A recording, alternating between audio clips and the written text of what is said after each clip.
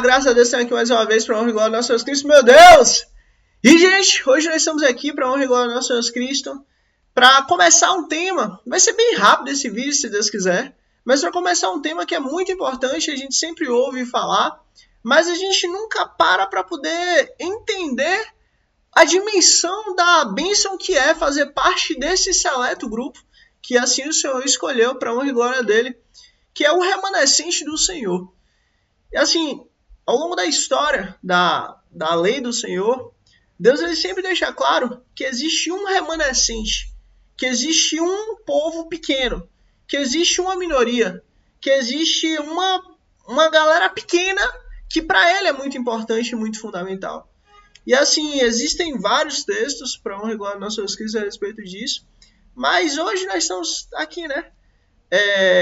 Pegamos alguns para honra e glória do nosso Jesus Cristo, que trata sobre contextos diferentes, mas mostrando o mesmo cuidado e proteção e auxílio e segurança e presença do Senhor com o povo dele, com o remanescente dele.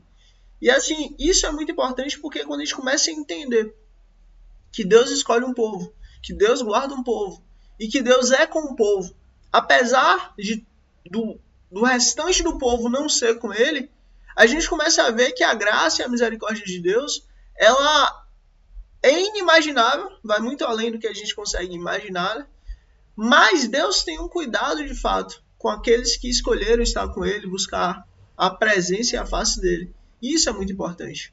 E vamos começar aqui com o texto. Inclusive o texto está aqui já na tela, né? Vocês podem ler. É interessante que vocês acompanhem, mas vamos pegando só cada versículo.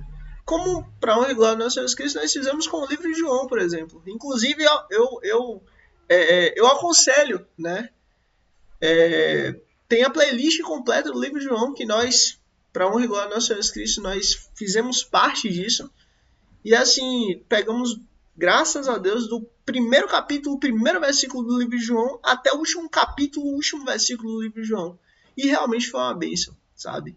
A gente aprendeu muito do Senhor, foi uma maravilha. E assim, aconselho demais, né? Você que está aqui agora, assim que terminar esse vídeo, entrar nessa playlist, porque ela está do iniciozinho até Jesus voltando ao céu e deixando algumas instruções para nós. E é isso. Vou deixar aqui deixar aqui a playlist. E também na descrição, vou deixar o linkzinho também da playlist. E é isso, vamos começar para honra e glória do nosso Jesus Cristo, o remanescente do Senhor. Esse aqui é o contexto de Elias, no caso. 1 Reis, capítulo 19, versículo 10, e versículo 19 versículo 14 também, que, se não me engano, lá embaixo a gente pegou esse texto também.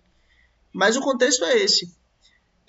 Elias, ele era um profeta do Senhor, que inclusive da antiga aliança ele era tido como um dos maiores profetas, porque ele fez coisas extraordinárias e além disso ele foi, né, depois elevado ao céu numa carruagem de fogo. Olha que coisa fantástica. E aí a gente começa a ver, né, quando a gente começa a andar com o Senhor, coisas extraordinárias começam a acontecer, e é verdade, isso é real. Quanto mais a gente busca andar com ele, mais coisas extraordinárias para honra e glória do nosso Jesus Cristo acontece. E assim, uma coisa que Elias viveu foi isso. Elias, ele estava nesse contexto, ele tinha sido mandado por Deus para desafiar profetas de Baal. Se eu não me engano, eram 350 profetas de Baal e 300 de Acerote, se eu não me engano. Era lá as entidades deles, contrárias ao Senhor, que a Bíblia diz que são demônios, e Deus condenava esses outros deuses, Deus condenava esses outros que o próprio Senhor chama de demônios, esses espíritos enganadores. E Deus levantou Elias para poder desafiar esses 350 profetas de Baal e 300 de Acerote, esses demônios. E a história é muito, é bem interessante, mas basicamente Deus ele manda, ele chama os profetas, e aí tem toda aquela discussão, e os profetas passam o dia inteiro invocando o nome daqueles deuses, e nada daquele sacrifício que tinham colocado no centro ali do monte, nada do fogo vir e consumir aquele sacrifício. Eles passaram o dia inteiro fazendo isso e nada de acontecer, né, os profetas de Baal. Aí no final do dia, né, eles já estavam lá cortados, sangrando e estavam em situação deplorável, porque, né, estavam desafiando o Deus Todo-Poderoso. E aí simplesmente Elias vai lá, pronto, terminou essa palhaçada toda, pronto. Agora, isso é o que Elias fez, é o que Elias falou, foi nesse contexto. E aí simplesmente Elias vai lá e olha, enche de água. Olha, transborda de água todo esse sacrifício. E ao redor também. E foi exatamente o que aconteceu. Aquele ambiente foi completamente cheio de água. E aí simplesmente Elias chega para Deus e pede a Deus para mostrar a eles que há um Deus sobre Israel, um Deus todo-poderoso. E na mesma hora, no mesmo momento, assim que ele pede, levanta as mãos e pede a Deus, cai fogo no céu e consome todo aquele sacrifício. E aí justamente dentro desse contexto, onde Deus respondeu a Elias e todos viram que há um Deus de Israel, um Deus todo-poderoso, um Deus criador dos céus, da terra e tudo que há, dentro desse contexto, Elias simplesmente ele crê que só ele é o profeta, né? Só ele ficou servindo ao Senhor e estando na presença do Senhor em Israel. E aí simplesmente ele fala assim: só eu fiquei e buscam a minha vida para me tirarem. E aí você vê. Aí Deus responde para ele. Olha o que Deus responde para Elias. Você vê. No entendimento de Elias, só Elias que ficou. No entendimento de Elias, só Elias que não tinha se dobrado a Baal. No entendimento de Elias, só Elias que ainda estava firme com Deus dentro de Israel. Aí, olha a resposta de Deus para Elias. Versículo 14. Deus respondeu: tenho sido muito zeloso pelo Senhor. Aqui foi Elias ainda falando. Deus dos exércitos. Os israelitas rejeitam a tua lei, quebraram os teus altares e mataram os seus profetas à espada. Sou o único que sobrou e agora estão também procurando matar-me. Aí você vê, isso ainda faz parte do que Elias estava falando com Deus. Olha, Deus, só eu fiquei. Eu sou o único que respeitou a tua aliança. Eu sou o único que não quebrou os seus altares. Eu sou o único que não matou os seus profetas. Eu sou o único que sobrou. E agora, pelo fato de eu ter sido o único que ficou, o único que sobrou, o único que chegou até aqui, por esse fato, fiquei sozinho. Ou seja, Elias meio que tentando falar com Deus: olha, eu sou especial. Olha, assim, eu sou diferente. Olha, Deus, eu sou diferente dessa galera toda. Mas Deus conhece o coração. Deus conhece nossa alma. Deus conhece nosso espírito. Deus sabe quem somos e sabe que somos do pó. Sabe que somos pecadores. Sabe que precisamos da graça dele acima de tudo. Deus sabe quem somos. Olha o que Deus responde a Elias. 1 Reis capítulo 19, versículo 18, lá na frente. Reservei para mim 7.000 homens que não dobraram os joelhos a Baal. Ou seja, Elias, abaixa a sua bola. Elias, calma. Elias, fique em paz. Relaxa aí um pouquinho. Fica um pouquinho ali no banco. Porque, eu reservei para mim, dentro de Israel, dentro dessa nação idólatra, dentro dessa nação que se dobrou a outros deuses, dentro dessa nação que me abandonou, dentro dessa nação que me esqueceu, dentro dessa nação que quebrou a minha lei, dentro dessa nação que quebrou os meus altares, eu reservei para mim 7.000 homens que não se curvaram. E só abrindo parêntese, quando Deus fala homens, é homem e mulher. 7.000 pessoas que não se curvaram. Então, assim, isso é muito importante a gente entender. Porque mesmo dentro daquela Israel perdida, pecaminosa, completamente distante do Senhor, ainda ali, Deus reservou 7.000. Gente, isso é fundamental. Vamos para o próximo contexto a respeito disso, dos 7.000 que o Senhor reservou, né, do remanescente do Senhor. Isaías capítulo 7, versículo 3. Referência ao nome do filho de Isaías.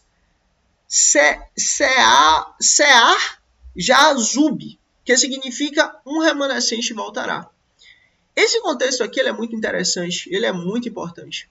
Israel ele tem um marco muito grande. O Estado de Israel, a nação de Israel, a história de Israel tem um marco muito grande, que é o seguinte: existe Israel antes do Egito, que é ali Abraão e os 12 profetas e os 12, né, as 12 tribos de Israel, Abraão, Isaac e Jacó.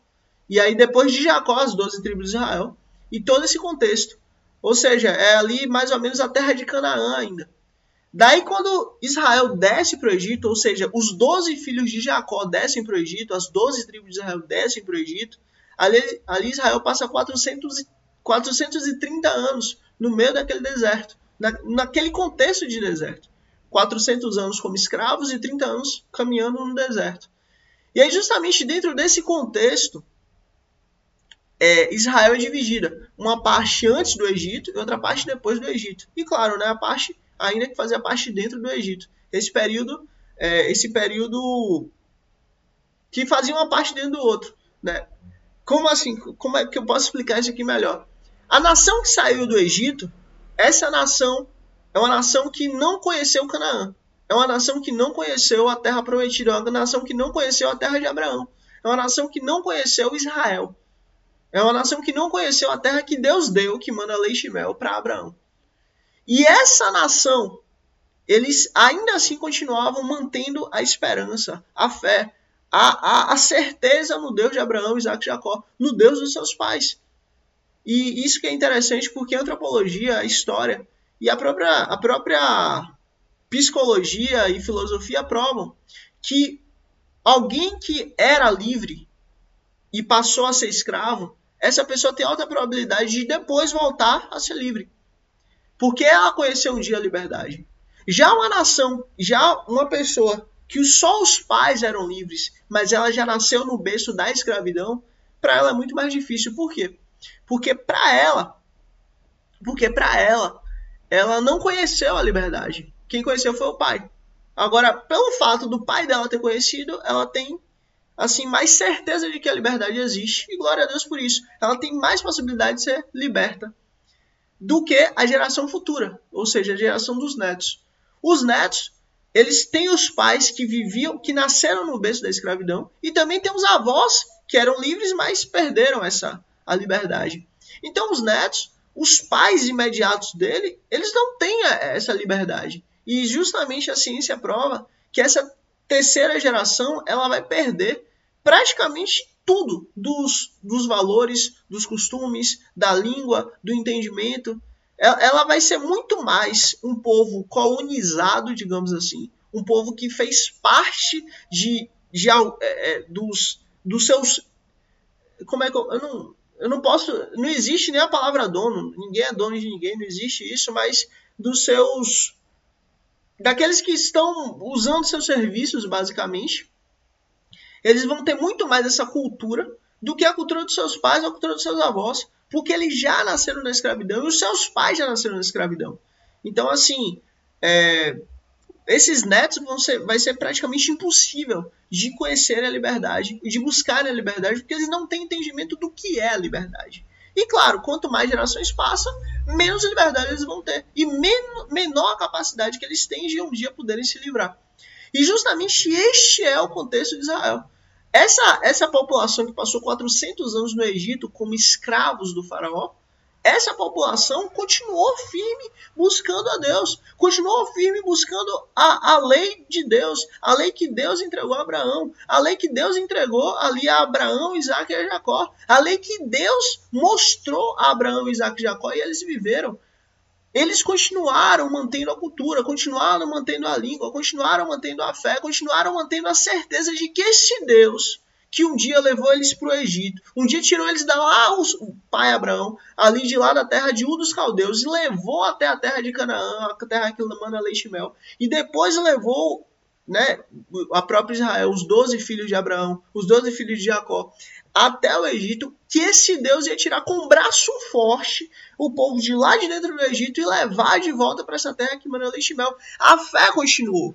A fé se manteve. Eles se mantiveram firmes na fé. Por quê? Porque sabiam que esse Deus é real. Porque sabiam que esse Deus prometeu e cumpre. Porque sabiam que esse Deus, ele é verdadeiro. Porque sabiam que esse Deus ia um dia voltar com braço forte a libertar esse povo. Então, assim, passou 400 anos. E assim Deus fez. Deus com braço forte foi lá e libertou o povo através de Moisés, usando Moisés. Esse é o primeiro contexto de Israel. E o segundo contexto de Israel, muito grande, que aí um pouco antes é o exílio, um pouco antes do exílio, é o cerco que a Síria faz a Israel. Esse cerco também é muito pesado, é muito terrível. É um cerco que Deus falou muitas vezes que vai acontecer o cerco por causa do pecado de Israel, por causa do pecado do povo, por causa da maldade do coração de Israel. Mas nada é tão terrível e tão duradouro quanto o exílio da Babilônia.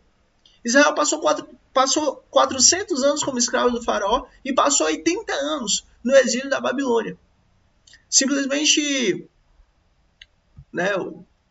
Nabucodonosor, o rei da Babilônia, ele desce até Israel e leva Israel cativa. Leva Israel para poder viver na Babilônia. Não como hóspedes, não como alguém que olha, vocês estão aqui porque nós queremos o seu bem. Não, vocês vão viver aqui. Por quê? Porque nós queremos vocês fazendo parte disso. Esqueçam a cultura de vocês. Esqueçam a vida de vocês. Esqueçam quem vocês eram em Israel. A partir de agora vocês são babilônios.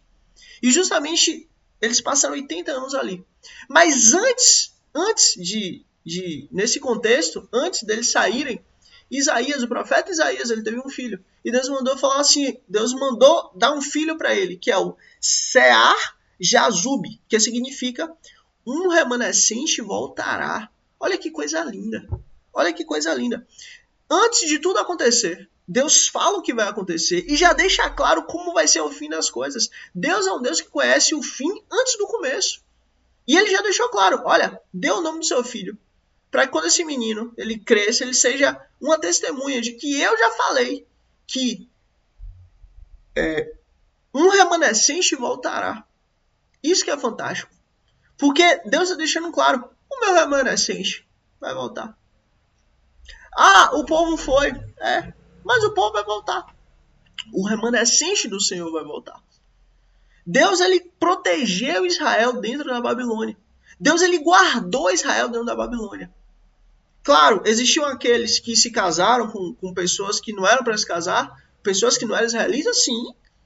Existiam aqueles que acabaram aceitando outras culturas, aceitando ser babilônios, sim. Existiam aqueles que acabaram até esquecendo ou não tendo mais saudade de Sião, saudade de Jerusalém, sim. Mas Deus deixou claro que o seu remanescente, ele iria cuidar. E da mesma forma que Deus cuidou do remanescente lá atrás, ele continua cuidando hoje. Em todos os lugares. Tanto em países livres, quanto em países ditatoriais, tanto em situações cotidianas, onde a gente nem sabe, nem vê, mas Deus está ali cuidando. Quanto também em situações mais gravosas. Eu falo uma coisa para você. Muitas vezes você chega em um lugar e antes de você chegar, Deus já passou ali e limpou aquele ambiente para que sua presença seja saudável ali. E assim que você saiu, coisas terríveis aconteceram. Por quê? Porque Deus guarda o seu remanescente. Deixa eu só pontuar isso. Deus, ele sabe quem são os dele. Deus, ele já escreveu o nome dos dele, do remanescente dele, antes da fundação do mundo. Para que depois que tudo aconteça, Jesus, ele leia o nome de cada um. E para que todos mais uma vez vejam que Deus, ele é bom e soberano. Porque essa terra e essa vida, isso aqui, não é nada mais nada menos do que um teste. E dentro deste teste, Deus já sabe exatamente aqueles que são os filhos dele, aqueles que já são eleitos, aqueles que já têm o nome escrito no livro da vida, e aqueles que não. Aqueles que são dessa terra, que são desse mundo, que amam esse mundo. E justamente dentro de toda essa capacidade, Deus está nos dando a chance de reafirmarmos quem somos, filhos de Deus, através do Espírito Santo, através da fé em Cristo. Então, assim, Quando Jesus fala, aquele que quiser vir após mim, negue-se a si mesmo, tome sua cruz e siga-me. É todos os dias a gente escolher buscar o Senhor. É todos os dias a gente escolher servir ao Senhor. É todos os dias a gente escolher viver o que Jesus ensinou. E justamente o remanescente do Senhor Deus cuida. E pelo fato de sermos remanescentes dele, para honra e glória do nosso Senhor Cristo, nós precisamos lembrar que ele é presente em nossa vida. Vixe. Eita. Perdoar. Sofonias capítulo 3, versículo 12. Mas deixarei no meio de ti um povo humilde e pobre, e eles confiarão no nome do Senhor. E aí você vê que coisa linda. Deus deixando claro. Eu vou deixar. Sou eu que vou no meio do povo. Aqui é meu povo, esse é meu povo. Mas dentro desse povo eu vou escolher um povo menor ainda. Que esse pequeno povo vai ser um povo humilde e pobre. E eles confiarão no nome do Senhor. Ou seja, está escrito que todos confiarão? Não. Está escrito que todos vão ter fé no Senhor? Não. Mas está escrito que um pequeno povo, um povo humilde e pobre, eles vão confiar no Senhor. Eles vão confiar no nome do Senhor. Gente, eu entendo que às vezes a gente até queria que o inferno não existisse, que o inferno não fosse real, que a partir daqui, né, além dessa vida, todos fossem salvos. Porque esse é um desejo natural daqueles que amam, daqueles que receberam a Jesus e porque receberam Jesus passam a amar. Porque a gente só consegue amar se a gente recebeu Jesus, porque Jesus é o amor. Só que o texto da palavra do Senhor deixa muito claro uma coisa. O Senhor Jesus já deixou claro uma coisa. Eu vim para buscar as ovelhas perdidas da casa do meu Pai. Eu vim para que aqueles que o Senhor me deu, eles sejam salvos. Porque Deus amou o mundo de tal maneira, olha, Deus amou muito grande, que deu o seu Filho unigênito, deu Jesus. Por quê? Para quê? O texto é muito claro nisso. Para quê? João escreveu isso de uma forma assim fantástica. O Espírito Santo pegou na mão de João e escreveu. Para quê? Para quê? Por que Jesus deu? Por que Jesus deu? Porque Deus deu Jesus. Para quê? Todo aquele que crê em Jesus não pereça, mas tenha a vida eterna. Ou seja, Deus deu Jesus ao mundo, mas Jesus é de quem crê. Ou seja, há aqueles que não vão crer. Há aqueles que não aceitam. Há aqueles que mesmo conhecendo e ouvindo e entendendo, não têm essa fé. E é o escolher de cada um. Assim Deus dá. Assim Deus permite. Então assim, a partir do momento que nós entendemos que Jesus ele é dado a todos, mas só vai crer naquele, só vai crer em Jesus, aquele que de fato está com o nome escrito desde o início, a gente começa a entender que Deus, ele sim, continua esse julgamento. O mesmo Deus que massacrou Cristo para que nós não viéssemos a ter a morte, é o mesmo Deus que continua escolhendo um povo, que continua com aliança com o povo. Não agora aqueles que são filhos de Abraão pela carne, pelo sangue, não. Mas aqueles que têm um coração circuncidado de fato. Como Jesus falou, como o Senhor disse lá atrás, eu vou arrancar o coração de pedra e vos dar um coração de carne. Como o Senhor disse, eu vou tirar esse coração mau de vocês e vou dar um novo coração. Um coração que me honra, um coração que me obedece, um coração que mesmo na pior dificuldade, ainda assim vai confiar em mim. E esse é o coração de Jesus em nós, esse é o Espírito do Senhor em nós, habitando e trabalhando. E é justamente isso que o Senhor mostra. A condenação existe para o mundo. Todos aqueles que não creem em Cristo já estão condenados. Quem falou foi Jesus. Mas quem crê já está vivo. Já está vivo em Cristo. Ainda que morra, viverá. Porque Jesus assim disse. Assim Jesus prometeu e já cumpriu. Então assim, o pecado existe, o inferno existe, a condenação existe. Pessoas que vão para o inferno existem. Infelizmente, eu creio que é a maioria. Eu creio que 666% da população vai para o inferno. E creio que os eleitos do Senhor são 333%. Por quê? Porque eu creio que de 3 partes de uma pizza, 2 partes é dessa terra completamente. E só uma parte ela vai voltar para o Senhor. E só uma parte ela vai voltar a viver como Senhor. Por quê? Vamos fazer umas contas aqui. O texto é muito claro. Um terço foi lançado à terra, porque creu em Satanás. Outro terço, ele permaneceu com o Senhor, porque se manteve fiel ao Senhor. Beleza, e o outro terço? E o outro terço, como é que faz?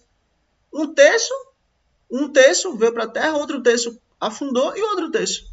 Então, esse terceiro terço, digamos assim, somos nós que estamos sendo trabalhados, que estamos sendo tratados, que estamos sendo aperfeiçoados. Para quê? Para que naquele grande dia o Senhor ele venha e nos traga de volta. Para que justamente no céu fique 2 terços. Para que nós venhamos a viver com o Senhor no céu. Agora nós, os anjos e todos aqueles que não se curvaram a Satanás e que se mantiveram firmes com o Senhor. E nós ainda vamos ter uma glória muito maior. Por quê? Porque nós vamos ter a imagem do mesmo Filho de Deus. Nós vamos ter a imagem de Jesus. Então, mas aí a gente pergunta, mas por que na Terra? Aí você pergunta, mas Du, por que você crê que na Terra 666% da população é de Satanás, digamos, está andando conforme esse mundo? Muito simples. Porque assim, querendo ou não, gostando ou não, aqueles que buscam andar com o Senhor fazem coisas muito boas. Acabam abençoando e melhorando o mundo de alguma maneira. Mas aqueles que estão nem aí para Deus, eles só querem seus prazeres, suas vontades, seus desejos. E assim, querendo ou não, gostando ou não, esse mundo ainda é um mundo muito terrível, muito mau. E o mundo inteiro ama o que não presta. Então, assim, creio eu que nós somos minoria. Porque os textos até aqui, e outros textos diversos, eu não trouxe todos por causa do horário, por causa do tempo, né, que a gente vai ter, mas todos os textos eles deixam claro que sempre Deus amou, cuidou, protegeu, zelou um remanescente. E é esse remanescente aqui que está escrito. Mas deixarei no meio de ti um povo humilde e pobre, e eles confiarão no nome do Senhor. Esse é um contexto muito terrível. Porque é dentro de Israel. Eu vou deixar dentro de Israel um povo humilde e pobre. Ou seja, já existia todo o povo de Israel. Mas dentro desse povo, eu vou deixar ainda um povo menor ainda. Humilde e pobre, mas que confia no Senhor. Sofonias capítulo 3, versículo 13. O remanescente de Israel não cometerá iniquidade. Gente, Deus não está dizendo Israel inteira não cometerá iniquidade. Deus não está dizendo a totalidade inteira de Israel, né? A totalidade inteira. A totalidade completa e perfeita de Israel não cometerá iniquidade. Deus não está dizendo todos de Israel não cometerão iniquidade. Não. Deus está dizendo o remanescente de Israel. Quem não cometerá iniquidade? O remanescente de Israel. Acabou. É o remanescente de Israel. É o remanescente de Israel que não cometerá iniquidade. É o que Deus está dizendo. Nem proferirá mentira. E na sua boca não se achará a língua enganosa. Gente, literalmente é Deus que está dizendo. Não é todo Israel. Não é todo mundo. Muito menos não é todo Israel. Mas é o remanescente. Ou seja, é a minoria. É a menor parte. Remanescente só há uma tradução, que é uma menor parte, uma parte pequena. Uma parte pequena. Nunca é metade. Nunca é mais que a metade, mas sempre é menos que a metade. Por isso que eu creio que é 333 e 666. 666 não é o número da besta? Então, 333 é o oposto, né? É o número do Senhor. Então, o remanescente de Israel não cometerá iniquidade, nem proferirá mentira na sua boca, e não se achará a língua enganosa. Você vê, Deus deixa claro. Gente, para Deus deixar claro que não cometerá iniquidade, só é possível isso acontecer se esse povo ele for redimido. Só é possível isso acontecer se esse povo ele estiver debaixo do sangue de Cristo. Por quê? Porque nós já nascemos no pecado, nós já nascemos no erro, nós já nascemos na falha. Olha, só pelo fato de estarmos aqui, de termos sido enviados para cá, só por esse fato, a gente já está em pecado, sabe por quê? Porque a gente não confiou totalmente no Senhor. A gente não teve fé plena em Deus. Porque se nós tivéssemos fé plena em Deus, nós estaríamos lá com o Senhor. Mas nós duvidamos. Nós ficamos em cima do muro. Nós nem fomos para o lado de Satanás e nós nem fomos para o lado de Deus. Nós ficamos em cima do muro. O que é que está acontecendo? Deus está separando o joio do trigo.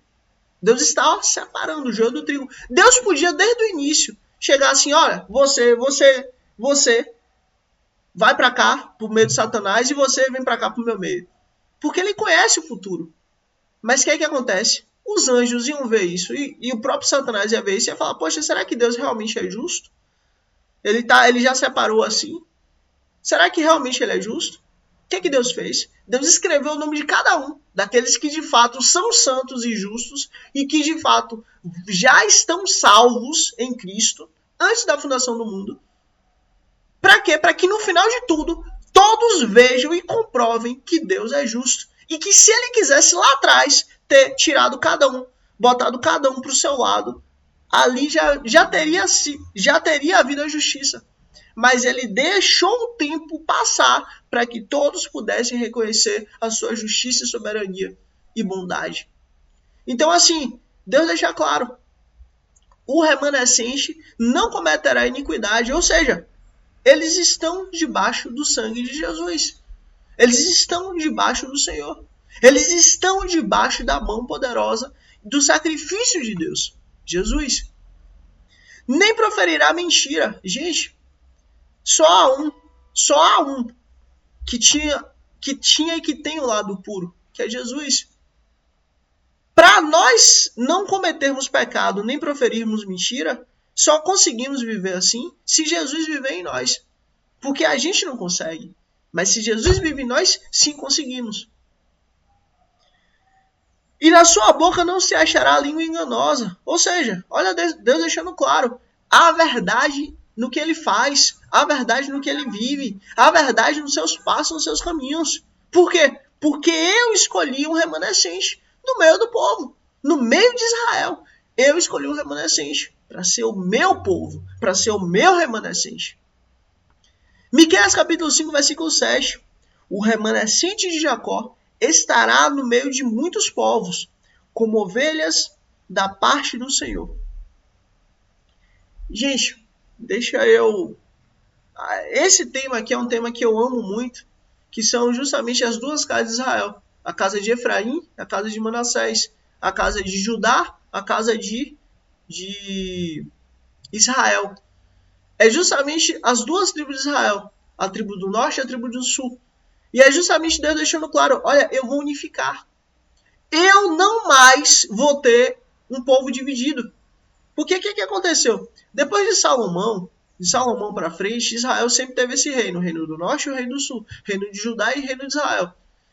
Mas Deus ele sempre deixou claro, olha, o reino de Judá só vai existir porque eu tenho uma aliança com Davi. Só por causa disso. Por quê? Já era para Israel já ter se misturado, digamos assim. E foi o que aconteceu. Depois que volta do exílio da Babilônia, não há mais as 12 tribos. Acabou essa história das 12 tribos. Ah, tem como rastrear ainda uma tribo ou outra depois do exílio? Tem. Mas de forma muito difícil. E inclusive de forma muito até especulativa. Porque na Babilônia muitas tribos acabaram se unindo. E acabaram até se perdendo. Enfim. Mas as tribos elas são fortes até antes da Babilônia. Mas depois da Babilônia, a força das tribos elas acabam se perdendo. Mas isso tudo fazia parte, faz parte do propósito de Deus, que haja apenas um povo, que haja apenas um reino. Que é o meu povo, que é o meu reino. Não mais existirá aqueles que são judeus, não mais existirá aqueles que são samaritanos. Mas existirá o meu povo. Isso que é interessante porque assim o samaritano, ele não é judeu na comunidade judaica e ao mesmo tempo ele não é do mundo para o mundo. Ele é um meio termo. Ele é um judeu que não é judeu. basicamente. E é o caso, por exemplo, do avô de Davi, Boaz. É o caso, por exemplo, de Ruth. Boaz era judeu, mas Ruth não era. E justamente dentro desse contexto, a gente pergunta, peraí, será que Davi era judeu? Aí que tá. Boaz com Ruth eram samaritanos. Os filhos que eles tiveram foi Obed. Obed era filho de um judeu, mas com a mãe não judia. Era um samaritano. Mas Davi era judeu. Por quê? Porque ele nasceu de judeu. Nasceu de samaritanos, se transformou em judeu. E justamente Jesus vem dessa linhagem. Da linhagem do rei Davi. Mas Deus deixando claro, olha, o meu remanescente sou eu que cuido. Sou eu que guardo. E sou eu quem justifico. E não haverá no futuro dois povos, mas vai haver apenas um povo, que é o povo de Deus, o povo escolhido pelo Senhor, o povo escolhido que Deus assim escolheu. Isso que importa. Por isso que eu peço assim, em nome de Jesus para você, ame seu irmão. Ah, mas meu irmão é de igreja assim, meu irmão é de igreja assado, a placa da igreja do meu irmão é uma. Olha, ele é seu irmão, ele crê em Cristo. Se ele crê, como o apóstolo Paulo disse, se alguém crê com o coração e confessa com a boca que Jesus é o Senhor e Salvador, já está salvo. Não é que vai se salvar, já está salvo. Se alguém crê com o coração e confessa com a boca que Jesus é o Senhor, já está salvo. Então, assim, nós, seres humanos, nós temos muito essa vontade de querer dar o nosso controle, a nossa vontade, a nossa visão para o outro. Mas espera aí. Cada um tem sua vida. E é o Espírito do Senhor quem trabalha em nós. Para que a gente seja aperfeiçoados em Cristo. Para sermos como Cristo é. Não como a gente acha que deve ser. Então, assim, se Cristo nos une, se cremos em Cristo e se temos Cristo como nosso Senhor e Salvador, glória a Deus por isso. Vamos andar. Por quê? Porque Cristo é um em todos nós. E nós fazemos parte do corpo de Cristo. Assim Deus escolheu. Respeitemos a vontade do Senhor. O remanescente de Jacó estará no meio de muitos povos. Olha aqui. No meio de quem? De muitos povos. Nós, para a honra e glória do nosso Senhor Cristo, o remanescente do Senhor, estamos espalhados sobre toda a terra. Alguns, inclusive, ainda não têm o entendimento de que é, mas já faz parte. E Deus já sabe. Outros já estão fazendo parte, já estão trabalhando no reino do Senhor. Mas a questão é, todos o Senhor conhece e os ama e os guarda.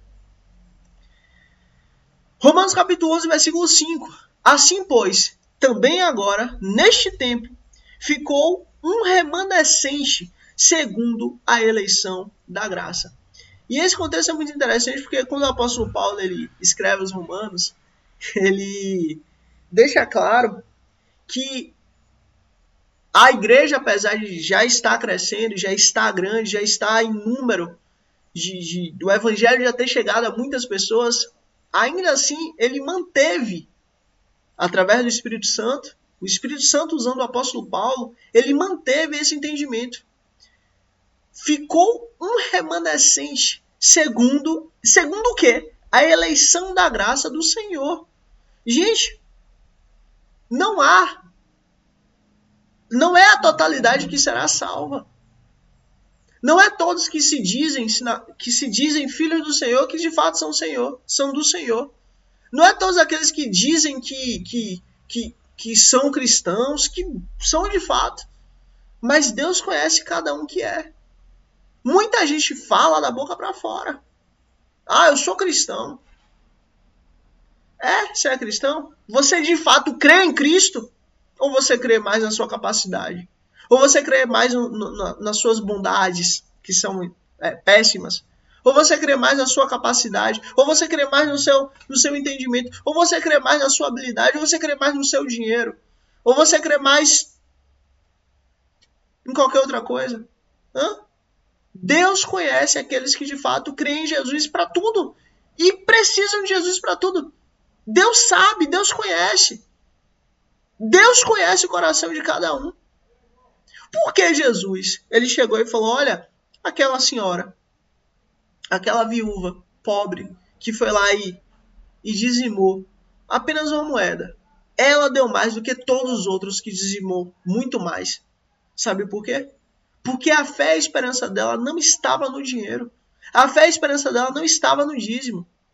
A fé e a esperança dela estava no Senhor. E como obrigação dela era devolver o dízimo. Porque o dízimo não é nada mais, nada menos do que uma cura para a nossa alma. Contra a ganância. Contra a nossa vaidade. Contra o nosso maldito entendimento de que a gente tem capacidade de alguma coisa. Mas é o Senhor que nos dá a capacidade. É o Senhor que nos dá tudo. É o Senhor que nos supre. É o Senhor que nos guarda. É o Senhor que nos provê. Vou dar um exemplo. Você recebeu R$1. Você ganhou $1. Se você dizimar, você vai lá e 10% seria 10 centavos. Que você iria devolver ao Senhor. Você devolve 10 centavos tranquilo. Mas espera aí. Quando você estiver ganhando $100 mil, R$100 mil, você vai querer devolver R$10 mil? Você vai querer devolver $10 mil? Entende? Deus instituiu o dízimo, a oferta, como uma forma da gente não deixar essa raiz gananciosa crescer no nosso coração. E para nós entendermos que é Deus quem nos supre. Para nós entendermos que é Deus quem nos provê. Para nós entendermos que é Ele quem cumpre o cuidado em nós. Não a gente. Não a nossa capacidade, mas é Deus em nós. E é Deus quem nos provê. Um remanescente segundo a eleição da graça. Você vê, não é segundo a vontade do homem. Não é segundo a vontade dos que estão nesse mundo, não. Mas é segundo a vontade do Senhor. Se Deus escolheu, acabou. Quem sou eu, quem é você para ser contrário? Sofonias capítulo 3, versículo 13, a segunda parte. Serão apacentados e deitar-se-ão, e não haverá quem os espante. E aí você vê, isso aqui no capítulo, no versículo 1. Vamos aqui, ó. Sofonias, capítulo 3, versículo 12. E aí aqui está dentro do contexto. Capítulo 13 daqui. Vamos pegar o capítulo 13 só. O remanescente de Israel, o remanescente de Israel, não cometerá iniquidade, nem proferirá mentira na sua boca, e não se achará língua enganosa. Olha a parte B, olha a segunda parte aqui. Serão apacentados e deitar-se-ão, e não haverá quem os espante. Você vê, Deus cuida da gente, Deus guarda a gente, Deus protege a gente, nesta vida, sim. Mas também, na vida futura, no tempo futuro, no que há de vir. Eles serão remanescentes do Senhor, eles serão apacentados, eles serão cuidados, vão se deitar e não vai haver quem tire eles do lugar, eles vão ficar em paz, eles vão deitar em paz, eles vão dormir em paz, eles vão viver em paz. Por quê? Porque Deus escolheu conforme a sua vontade, o remanescente dele.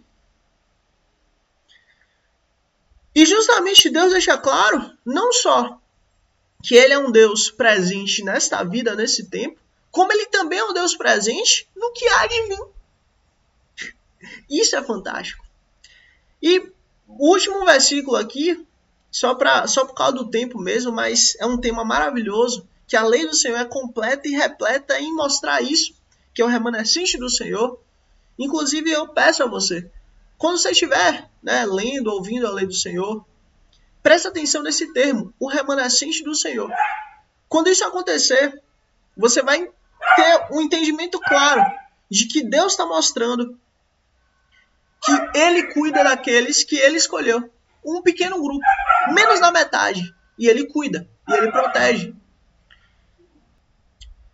E aqui nós finalizamos todo esse entendimento. Vamos para o último capítulo, vamos para o último versículo.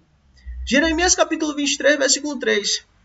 E eu mesmo recolherei o meu remanescente. Você vê, e eu mesmo recolherei o meu remanescente.